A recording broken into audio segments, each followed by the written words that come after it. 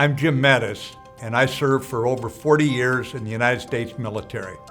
I also served for 2 years as US Secretary of Defense, and right now I'm out in Stanford University. I'm lecturing to young people and trying to pass on the lessons I learned in service to our countries.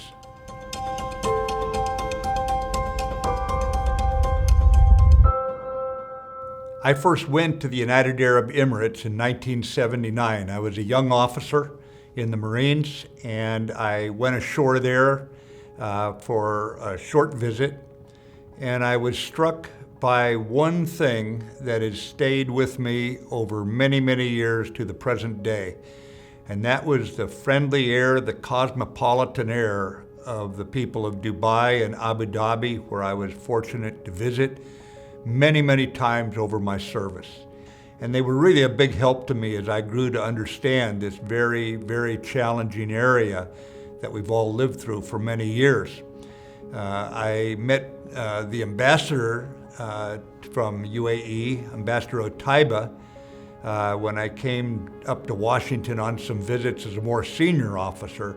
And there I found the same open-heartedness, the same honesty, frankly, that had always attracted me to the people of United Arab Emirates and to the Crown Prince, with whom I've developed a trusting relationship over many years. One thing about tough times, they tell you who your real friends are. And there have been a number of times in the US military when I needed advice or we needed support. And what I found about the United Arab Emirates troops was they didn't just dabble in the idea of mastering their profession. They really mastered it. And so when we went and we talked with them, we were talking with equal brothers in arms who knew how to fight, who knew what they had to do. And frankly, they were the kind of troops that built confidence in all of us. And one thing that always came through was that they would be there, and they would be there ready for the occasion, whatever the occasion demanded. And this is one of the reasons that a special relationship grew up between the US military and the military of the Emirates.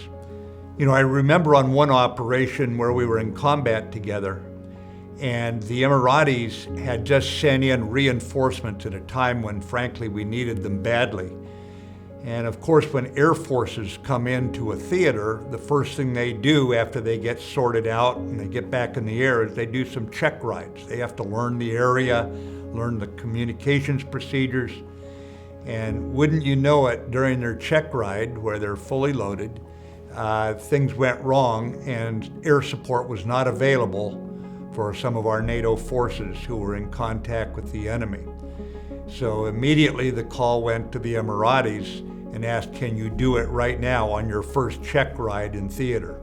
And they just said, Roger, we're ready to go. And they flew the mission. And it was emblematic of what we've come to expect from the Emirati forces, that they come in, they're trained, they're ready to perform at the varsity level, and they deliver. They don't talk about it a whole lot, they just do it. And 50 years ago, with UAE coming out from under colonialism, who would have believed that UAE could be where it is today over these decades, with such a sense of purpose and pride and a sense of mature, helping other countries that need an example. They need a role model to follow.